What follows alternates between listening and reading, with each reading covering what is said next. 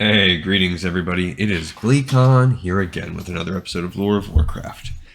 On our most recent episode, I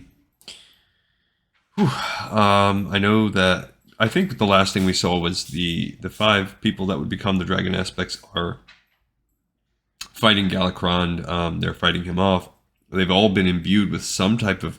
They've had the artifact waved at them.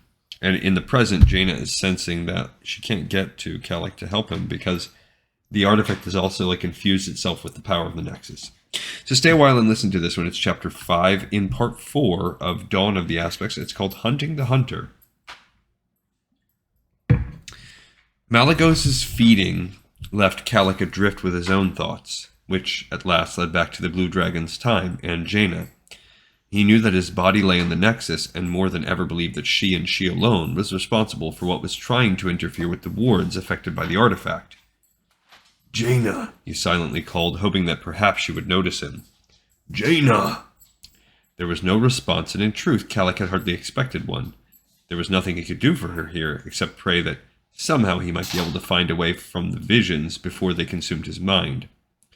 Kalik could also not comprehend why the vision did not shift from this mundane moment to a more significant one. He was both grateful and concerned when Malygos and the other four suddenly finished their feeding and looked to the sky as if hearing something.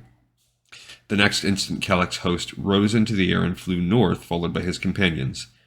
Kalik did not understand what had alerted Malygos and the others, and could not fathom anything from the icy blue male's thoughts except that they needed to head toward Galakrond now.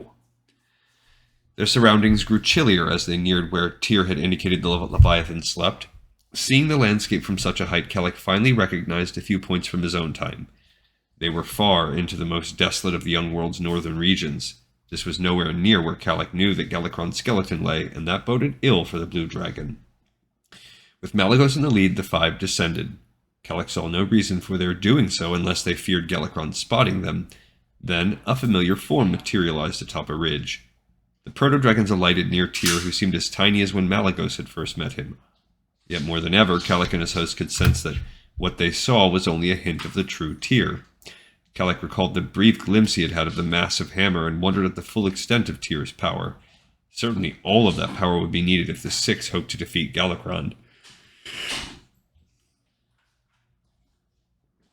"He still sleeps," Tyr announced, his voice reaching the five despite the wind and distance. "We must strike. Quickly." Again, there was an edge to what he said that made Kalik suspicious that the proto-dragons were not being told everything. Malygos caught that edge too, but did not outwardly reveal anything. Still, Kalik was relieved that his host knew to be wary. "Now," Tyr continued, his countenance darkening further, "this is what I..." At that point, the vision shifted. Here, when matters most concerned Kalik, the artifact betrayed him in a new way. He now found himself soaring over another bleak region, surely only moments away from confronting their monstrous foe. The overcast sky combined with the descending sun to create a greater gloom over the already inhospitable landscape. However, from a valley just to the northeast there came a faint, deathly white glow, as if another sun or one of the moons nestled there. That Malygos banked toward it barely a breath later did not at all surprise Kalik. The Blue Dragon's suspicions about Tyr holding something back were verified. Out of the corner of Malygos' eye, Kalik saw the other four spread out. Whatever plan Tyr had explained to the proto-dragons remained ambiguous. There was something about a succession of attacks at the proper signal and then Tyr acting. The vagueness of it infuriated Kalik. The vision shifted again. Or did not. There was a brief blackness, then all was as if nothing had occurred and no time had passed. Kalik, still attempting to digest what had happened, also noticed a haziness around everything. Definition returned a second later, yet the memory of what had taken place remained with the Blue Dragon. "This is wrong." Kalik could only guess that something had gone awry with the artifact. He had to assume that it was through Jaina's efforts to enter the Nexus. If not that, then degradation had spread through the relic by other means. Whichever the case, if it continued, it threatened to take Kalik's mind with it. The vision lost some definition again, but corrected. The deathly glow increased as Malygos neared, and then Kalik and his host beheld Galakrond.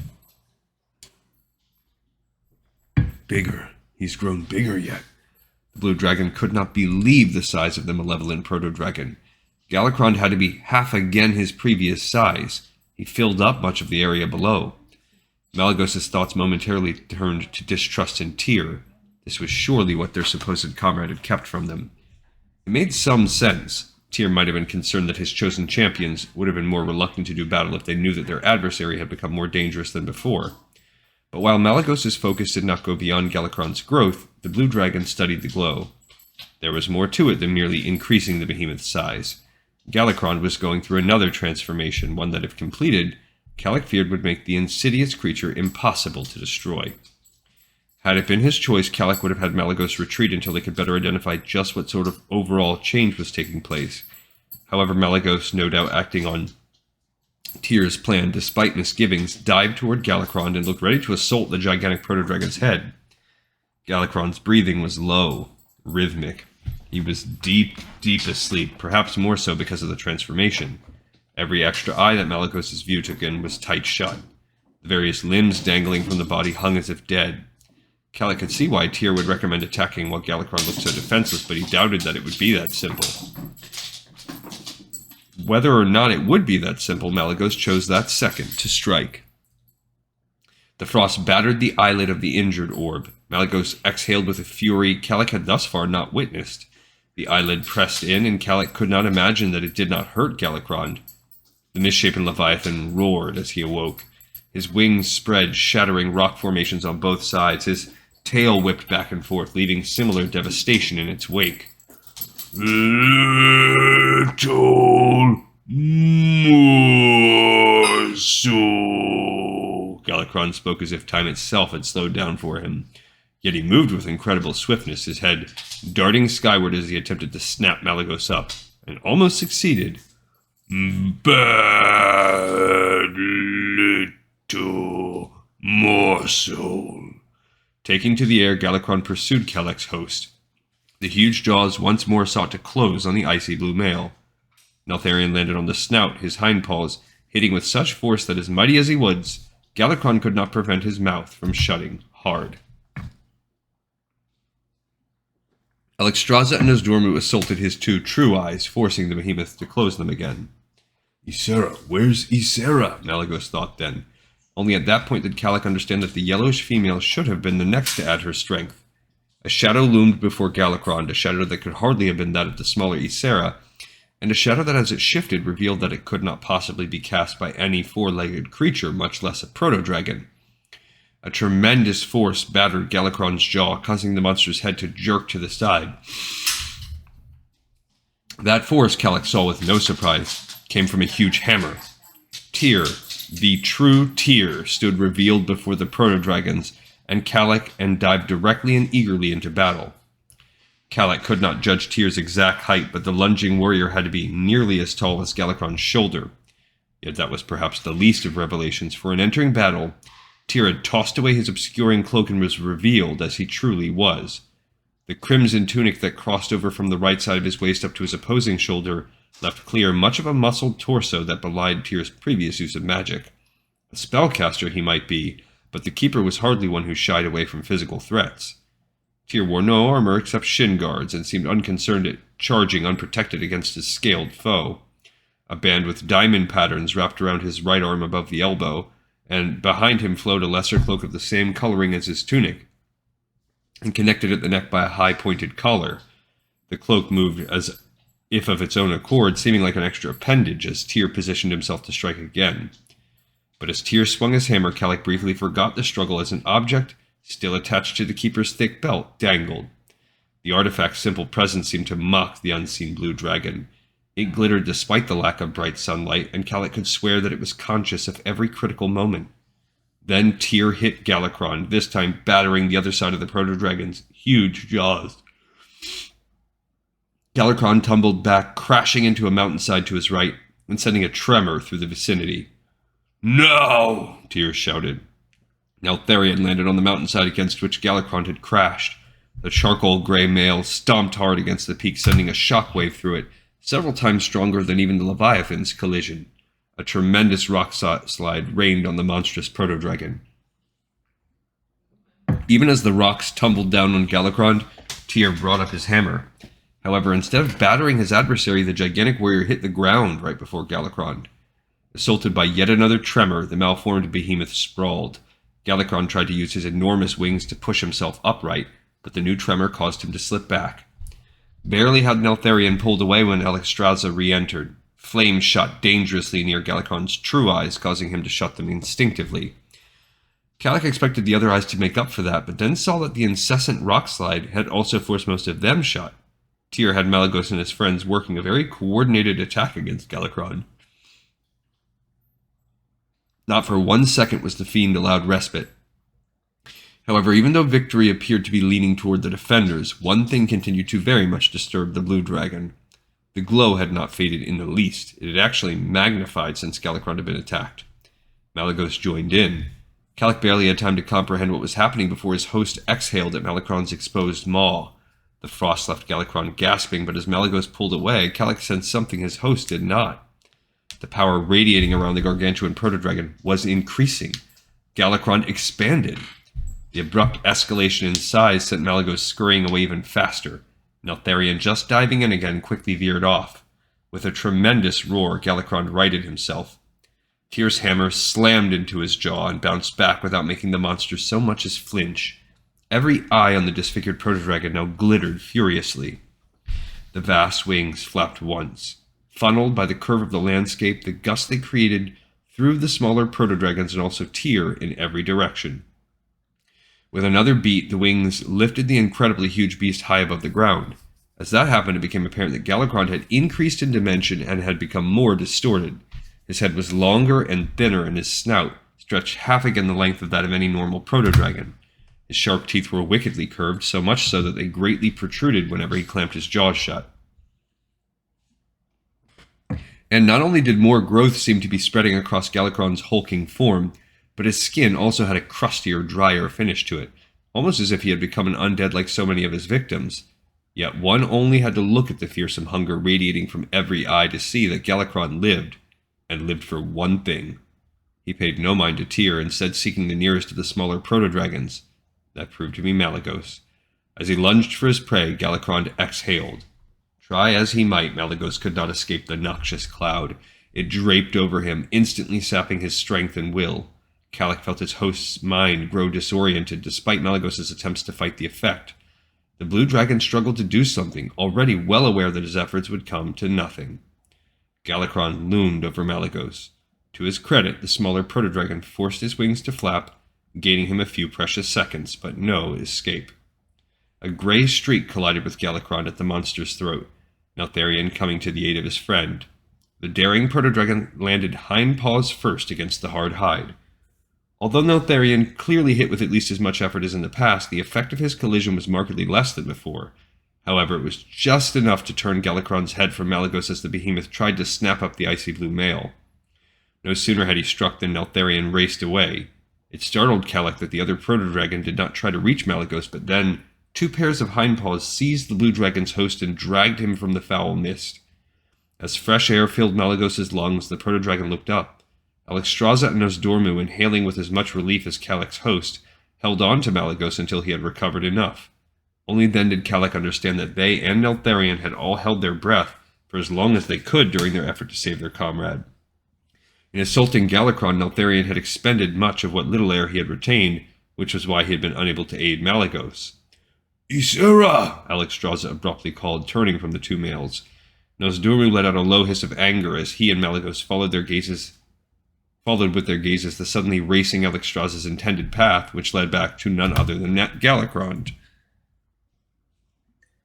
And there a determined Ysera hovered directly before the Leviathan, who regarded her as Kalak did, as if she was truly mad. In Galakrond's case, though, a growing sense of amusement took command, and he grinned as he neared.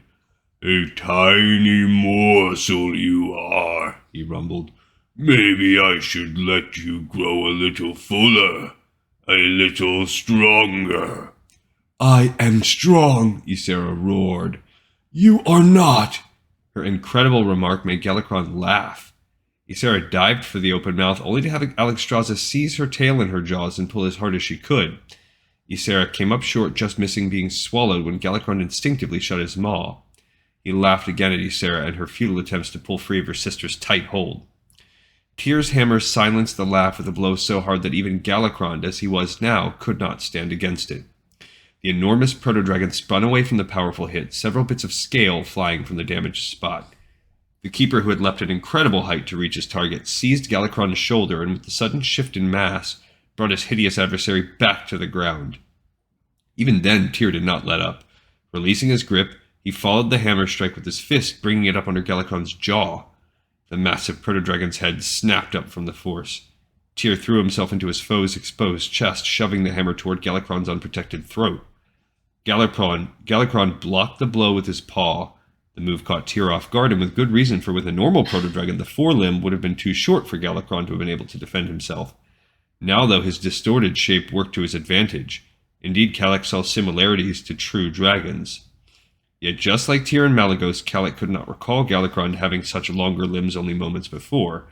Through his host, Kalik observed the monster and saw Galakrond's shape alter slightly. The tail stretched and the wings took on a sharper cut to their outline. Even in the midst of pitched battle, the forces within Galakrond were continuing to transform him.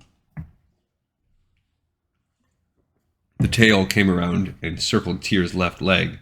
Tyr brought the hammer down, but the tail retreated. Galakrond exhaled on the keeper. But Tyr appeared ready for such an attack even then. He drove his fist into Galakrond's throat. Hacking, the proto-dragon stumbled back. Simultaneously, Malygos and his companions flew in to aid Tyr. Galakrond took to the air again. Tyr seized one wing, hanging as the fiend rose swifter than the smaller proto-dragons. Once again he brought his hammer into play, landing a heavy blow against the side of Galakrond's skull. The hammer bounced back with such force that Tyr could not maintain his grip. Galakrond, utterly unfazed and glowing brighter than ever, twisted in the air. The wide wings sent Nosdormu and Neltharion fluttering back in order to avoid being hit. Tyr, trying to retrieve his weapon before it flew beyond recovery, almost lost his hold on Galakrond. Already aware that Tyr would not reach the hammer in time, Malygos raced after it. As he did, another flying object caught Kalik's attention. The artifact, somehow torn free from Tyr's belt, spiraled through the air. Tyr, still clutching the wing, evidently also noticed the loss. With his hammer obviously beyond retrieval, the keeper sought not to lose the relic too.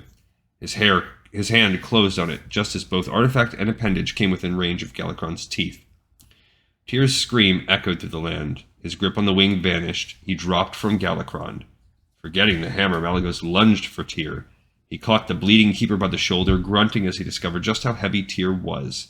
The keeper's descent slowed, but did not stop. It was Ysera who helped him prevent Tyr from slipping free. Hissing from effort, the smaller female proved hardy enough to enable Malygos to guide all three of them to a ridge. Alexstrasza followed close behind. Both Kalik and his host expected Galakrond to be right on their tails, but instead the misshapen monster hovered in the sky, glowing more ominously than ever. He also appeared to still be growing. There was no sign of Nosdormu and Neltharion. Malygos looked to Tyr, who had been the proto-dragon's guide in trying to destroy Galakrond. Tyr's entire hand had been bitten off, and blood drenched not only the stump but also much of the rest of his body. That's why he's the one-handed keeper. I forgot that happened in this battle. Galakrond roared again, his thundering tone filled with disdain for the tiny creatures that sought to put an end to his glorious ascension.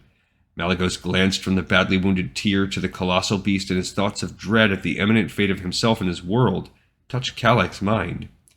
Kalik knew that Azeroth should survive, but watching Galakrond fill the sky with his awful presence made the blue dragon doubt the very future of which he already no longer felt a part.